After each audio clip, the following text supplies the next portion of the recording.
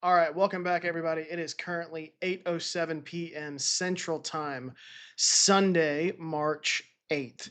We got a lot going on this week around the NFL. Uh, Free agency hasn't even started yet. New league year hasn't even started. When does that start? It's got to be close. NFL new league year 2026 is March 11th. Okay, it's usually later than that, but coming a little early this year, so that explains why we've gotten so much movement. Um, I'm going to start things off with the news from Friday night, which was Maxx Crosby being dealt to the Ravens. Kind of it shouldn't have been a surprising move, but it kind of was. I have said multiple times, dating back to when Michael Parsons became available and Green Bay traded for him, these deals don't happen often, and now we've seen two premier edge rushers get dealt. Now, Parsons, it seemed like the relationship. Well, honestly, with both, it seems like the relationship had soured where they were. I mean, uh, Crosby didn't want out of, or I'm sorry, Parsons didn't want out of Green Bay. Crosby did. I mean, he requested a trade last year, and they gave him uh, an extension. But I had said a couple weeks ago, I think that Crosby's going to stay where he is. Just these guys don't get moved very often, and he ended up getting moved. And I'll be honest, it did feel like the tide was changing there. I remember checking throughout the week on social media, like every single draft analyst, NFL insider, whatever you want to call them, was saying like, yeah, it sounds like Crosby's going to be on the move. So that concerned me a little bit. I was worried that the Bears were going to get him, and ended up not being the case. He goes to the Ravens, where I believe for a first round pick. I don't know the return. Let's look up the deal. Uh, Trade.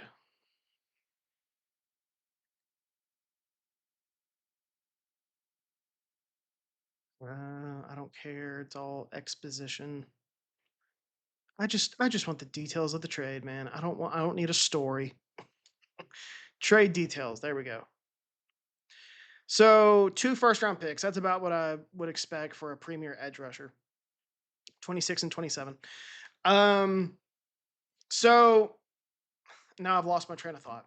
So now he goes to the Ravens, where that kind of came out of nowhere. Just goes to show that well-run operations operate in the dark. Like you're not, no one thought the Ravens were going to make this move. Everyone thought it was going to be the Bears. I heard the Bucks name, although they are a well-run operation, but nobody was really talking about the Ravens, and that's almost always how these deals work. It's always a team you're not expecting coming forward and making the deal. So he goes to the Ravens where they needed him. I mean, that defense has done pretty well the last couple of years without really having a pass rush. Honestly, they've been hurting for a pass rush ever since I would argue Terrell Suggs left. Uh, really haven't had one, and they've spent a ton of draft capital on edge rushers. They drafted Owe in 2021. They drafted who was the dude from Michigan? Ajabo, whatever his name was, in 2022. They've tried to get that position sorted, and it really hasn't worked out. And they moved on from Owe during the season. I think there's another name I'm probably forgetting, but this makes a ton of sense. You bring in a defensive minded head coach like Jesse Minter to lead to be your new head coach. He's going to want to fix that pass rush. A really good one is on the market, like for real on the market. And they went and got it. And good for the Ravens. They made a move that they really needed to make. This AFC North is full of really good pass rushers. Myles Garrett in Cleveland, TJ Watt in Pittsburgh, and now Maxx Crosby in Baltimore. Just you don't see teams. It's just odd that I can't believe in less than a calendar year we've had two premier pass rushers get traded. It just does. It's a move that does not happen very often. I'm telling everybody, don't expect this to happen going forward all that much. And in my opinion, maybe that take ends up aging like milk, but. I think this deal makes a ton of sense for both sides. I've already said why it works for the Ravens. They're trying to win a Super Bowl with Lamar Jackson, and this defense adding Crosby really boosts their defense. They have a pretty good secondary. This fixes their pass rush, adds another guy to their defensive line. Um, Now we'll see. I'm pretty sure Minter runs a 3-4 defense, and Crosby has primarily played with his hand in the dirt. I don't expect that to be a big deal. I mean, these days, what defense you run really doesn't matter. Like whether or not you have four defensive linemen with their hand in the dirt, or three defensive linemen with their hand in the dirt, and two guys standing up coming off the edge. I really don't think it matters. Most teams are running nickel these days anyway. They're trotting out four guys along the on the almost said offensive line, on the defensive front, with sometimes with two defensive ends with their hand in the dirt, sometimes with two edge rushers standing up. It really doesn't matter. Uh, so Crosby, I think they're going to tell him whatever you're comfortable playing and ask him to go after the passer, and he's probably going to be able to do it. And then as for the Raiders, I think the Raiders needed to make a move like this. James and I have talked about. I wanted to get him on the podcast uh, for this episode, and fatherly duties come first, obviously. And but we have talked about this since last year. With the Raiders and the Browns, because Myles Garrett also requested a trade last year. Why are you holding on to them? It doesn't make sense. You're not gonna win with them.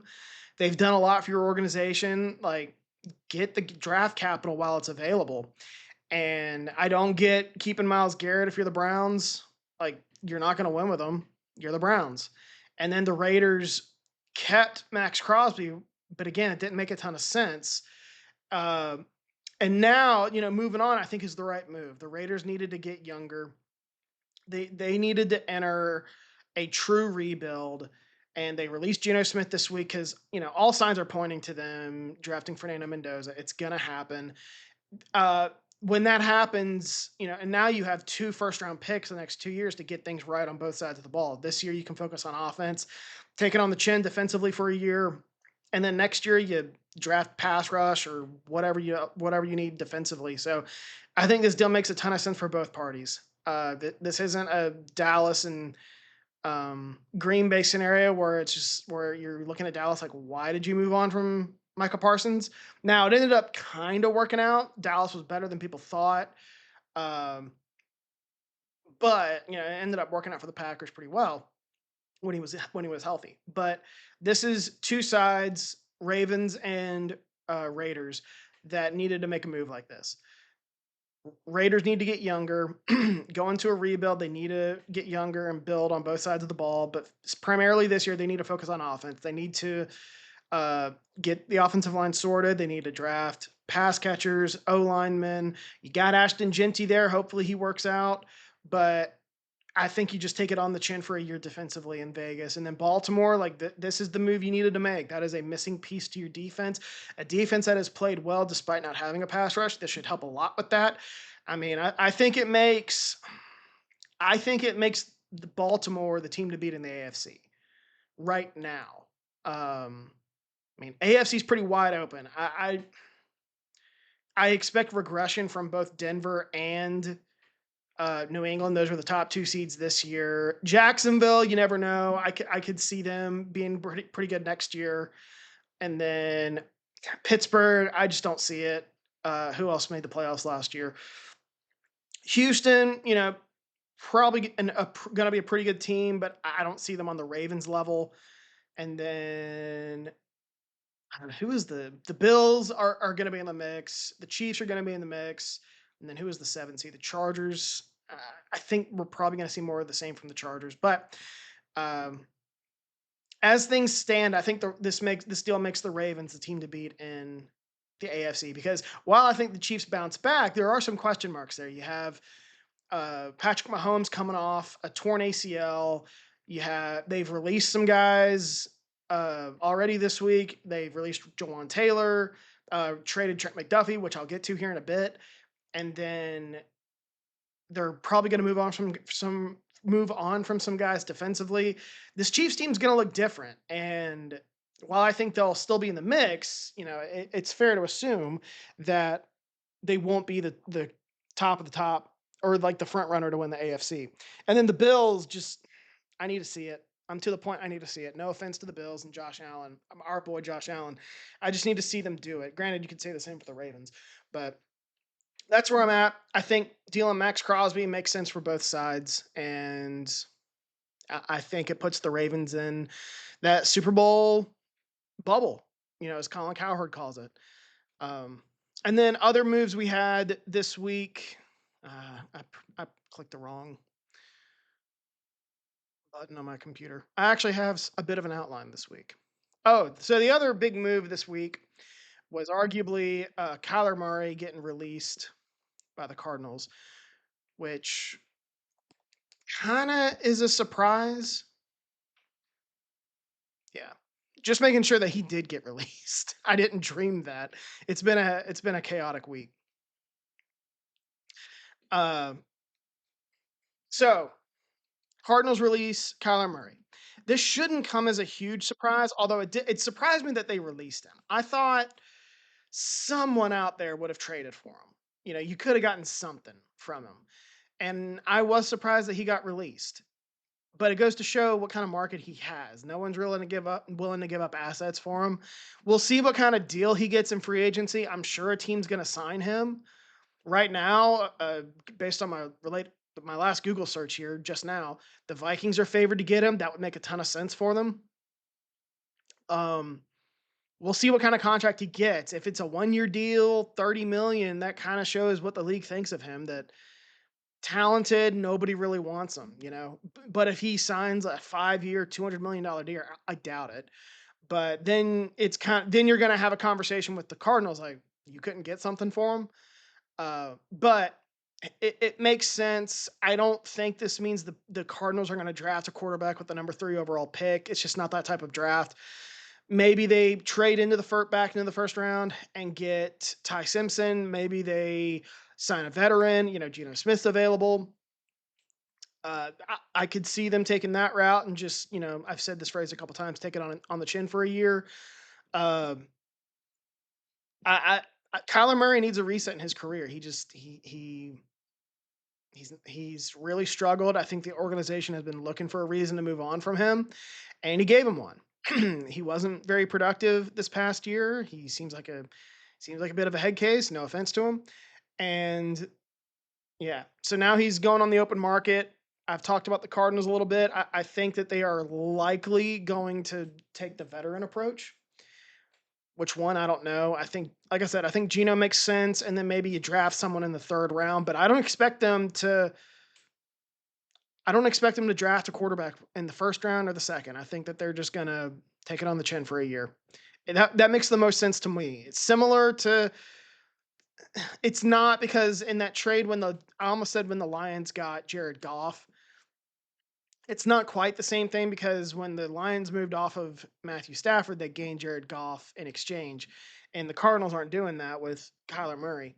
But it seems a little bit like that, where I think the Cardinals are content to just let's see how this goes, and they'll trot out a rookie third or fourth rounder, week one if they have to, and just suck for a year in order to draft an Arch Manning or whoever in 2027. So now we look at Kyler Murray's market. The Vikings, I do think, make the most sense for him. Who was I talking about the last episode? It was a quarterback. Oh, Malik Willis. I don't think the Vikings. I don't think Malik Willis makes the most sense for the Vikings because there's still a bit of an unknown with Malik Willis. Like he struggled with Tennessee, and then he did really well in Green Bay. You kind of got to take a bit of a chance with him. And when he was in Green Bay, it's not like he started for 2 years. He started a handful of games, 3 games, I think, and then he came in relief a couple times and played really well. But I don't think the Vikings need that. They are in a bit of a win now mode, especially without having a GM. And because when you don't have a GM, the head coach is basically running the show. And they're the ones telling the front office what to do. They only think in the present. So Kyler Murray's available. You bet that I think Kevin O'Connell's telling the front office, we got to go get him. because he wants to win. Coaches want to win, and they only think like not in the present. GMs think, also in the present, but they also think 2 to 3 years down the road. What are we going to need at this position? What are we going to need here? Hey, we should probably get younger at this position. That's what front offices should be thinking. They shouldn't be thinking in the present. I mean, they should to a point, but you also got to think in the future. But when the head coaches run the show, like in Minnesota, he's going to want a quarterback. I don't think that they're very high on JJ McCarthy right now. I don't think they're ready to give up on him and just throw him to the dogs, but or just throw him in the street like an old pair of shoes. But I do get the impression that they probably know that they've whiffed on JJ McCarthy. So yeah, Kyler Murray makes sense for him to go there. I could see the Steelers. That would be an interesting move for him. I could see the Jets, although I think that would be a terrible decision for him. Yeah, I think it's probably the Steelers or the Vikings for Kyler Murray. Maybe the Dolphins, but the Dolphins just moved on from, or I don't think they have yet moved on from Tua Tagovailoa. I keep acting like he has, but the Dolphins allegedly are probably going to move on from Tua. I don't think they have officially moved on from him yet. Let me look that up. Uh,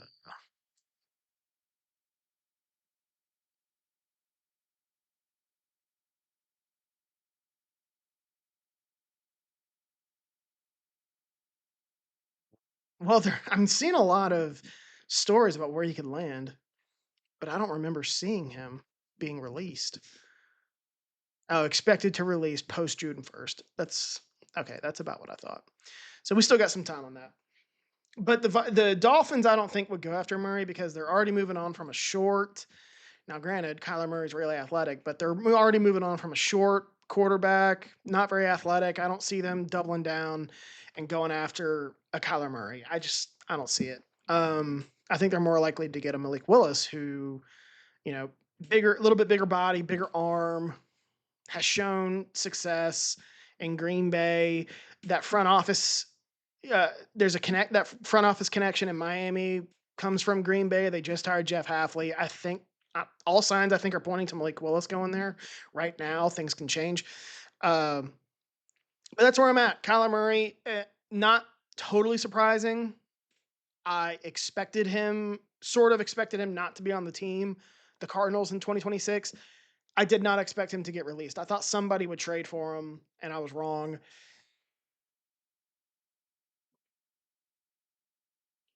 Yeah, just making sure that was my laundry going off, making sure I wasn't going crazy. I can barely hear with these headphones. Um, so yeah, Kyler Murray. Moving on, makes sense for the Cardinals. I think that they want to start over. Hence why they're hiring bringing in a new head coach. Might as well bring in a new quarterback while you're at it. It totally makes sense. I think they're making the right decision. Um, so then we get to Trent McDuffie traded to the Rams. Another trade you could probably criticize the Chiefs, but I want to talk about the Rams. The Rams really needed to make a move like this.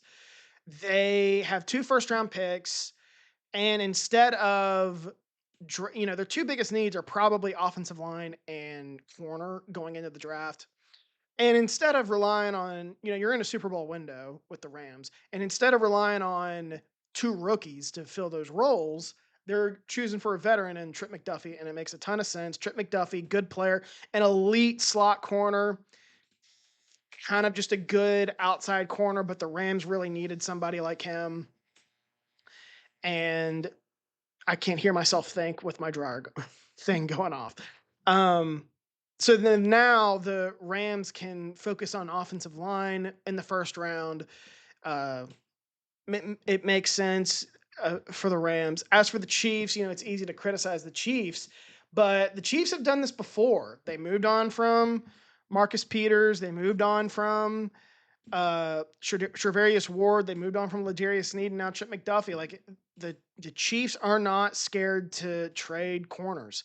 They clearly feel really comfortable drafting the position. and they clearly do a really good job. They know what they're doing. They've drafted Marcus Peters. They drafted Trevarius Ward. I'm pretty sure they did. And then L'Jarius Sneed and then Trip McDuffie. Like, they know what they're doing. And when it comes time to pay these guys, they are willing to move on and get an extra pick. They got that this year from the Rams. So now they can rebuild that secondary. I imagine they will. Uh, yeah, I mean, I don't know where the Chiefs stand. I'm not giving up on the Chiefs. I think the Super Bowl odds are a little low on them, but they should bounce back next year. You still have Andy Reid. You still have Patrick Mahomes. I don't know if they're going to have Travis Kelce, but they're still going to be really good, I think, and they're probably going to win that division. I'm y'all can give up on the Chiefs. I'm not. And then as for the Rams, I like what the happened with Maxx Crosby and the Ravens. I think this puts the Rams at the top spot in the NFC. I, they're gonna fix their offensive line. It's an offensive line that doesn't have too many holes. It's pretty good. They just need a tackle, maybe a guard, or like some depth pieces. But they really need a tackle. That's obvious, and they're gonna be able to find one in this draft. This is a pretty good offensive line draft. Maybe they sign a veteran. I don't know. I doubt it. Or one that's really good. Because those guys really don't hit the open market. Um, but acquiring Trip McDuffie is exactly the move they needed defensively. They needed a corner. They don't really have one. And McDuffie, he's good enough to play on the outside, and he's not a bad outside corner, but he is a really good, almost said perimeter. He is a really good slot corner. So worst case scenario, you put him there, and you still have a really good player there. Makes sense for them. And then, yeah, they're probably not done at the position. They're going to continue to overhaul it. They might sign a veteran in free agency. They'll probably use a second round pick on a corner. I don't know, but I think this move puts the Rams possibly as the top team in the NFC right now. And then last deal trade was David Montgomery traded to the Texans. None of these moves are official until the new league year anyway, so take this with a grain of salt. I really like this move for the Texans. They needed to get a running back. They needed to take some pressure off CJ Stroud. And now this gives them some flexibility to focus on their offensive line, which they really needed to do. They have a lot of offensive linemen that are about to be free agents. And that was a position unit that was not very good to begin with. And now they're going to have a lot of free agents coming up. They really got to hammer the offensive line. They got to, all three positions, they got to hit tackle, guard, center, and then go from there. And then Montgomery getting a guy, and then they also need another running back. But getting a guy like Montgomery takes the pressure off CJ Stroud, which they really needed to do. You saw him struggle quite a bit. I mean, he's really kind of struggled since his rookie year. He's had some issues, really has not progressed in his development, been more of the same. Maybe you probably even saw regression from him this year. Really struggled in the playoffs. So they really needed to get him a running back to take pressure off him. They got it one. I like that move for the Texans. As for the Lions, they didn't need him. I mean, the Lions are entering this point in their window where they have exited that Super Bowl window that they were building toward in 2023 and 2024. And then they did not do anything with it. 2025 was a bit of a transitional year where they might still have that magic, but ended up not being the case. They took a step back, and then now they're trying to, they're trying to build toward their next window. Their roster's gotten a little top heavy with their cap situation and having to pay certain players. And now you get David Montgomery off the books. You have Jahmyr Gibbs, who's coming up toward the end of his rookie deal. I think he was drafted in 2023, 23, 24, 25. So he's got 2 years left. So that's coming up. They're probably going to re-sign him, I would imagine, this offseason. And maybe not. He's still got 2 years left. It could be another year. But Montgomery also had dipped a little bit in his production. So it makes sense for the Lions to want to move on.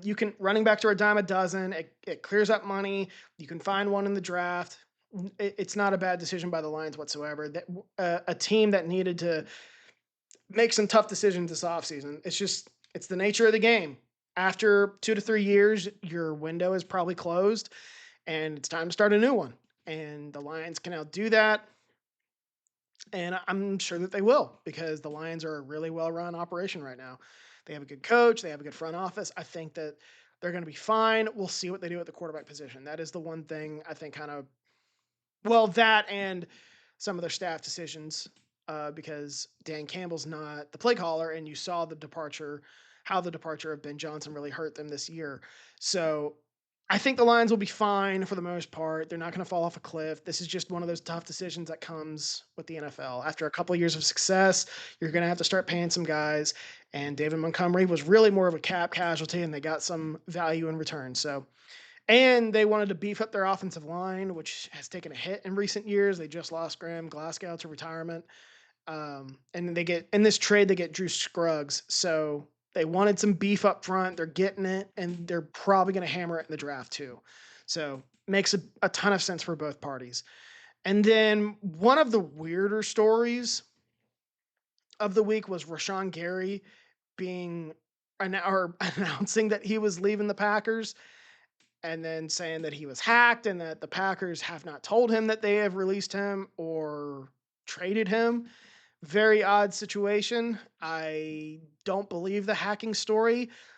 Maybe the Packers told him, asked him to keep it quiet. I don't know. Just a bizarre situation. I don't believe the hacking story, though. I do believe that the Packers are going to move on from Rashawn Gary. I have defended Rashawn Gary a lot, but the last couple of years he has really regressed and just is a shell of the player he was in 2021. And you saw that this year, the final 10 games of the season, or that he played, including the regular season and the playoffs, he didn't record a single sack. He was very just unproductive. You really felt that he had lost a step, especially when Micah Parsons is on the other side. When Micah Parsons is on the other side, that should free up sacks for you, dude. And he got 7.5. Just not a very good year for him. And I expect the Packers to move on from him. We'll see if that happens. Uh, like I said, I don't believe the hacking story. We'll know in the next couple of days. I don't expect him to get traded. I don't know who's going to trade for Rashawn Gary. If Kyler Murray can't get a deal, I don't know if Rashawn Gary is going to get a deal. So or a value in return is what I'm trying to say. So that's the NFL. We've had a lot of news to cover. Those are the biggest ones. Uh, Obviously, Maxx Crosby changes the landscape of the NFL just a bit. Trent McDuffie, not so much, but that's a move that the Rams needed to make. So we have some big news. There's going to be more big news this week with the new league year coming. I'm really looking forward to it. And the draft is a little over a month away. This is going to be awesome. I love this time of year. Hence why I wanted to get a podcast done. So last thing I want to talk about before I wrap up is the World Baseball Classic. We are 2 games into the World Baseball Classic, and it is awesome. I have never really cared about the World Baseball Classic. It felt like for a while, it felt like a tournament that baseball just kind of threw together. It never really had much traction, in my opinion.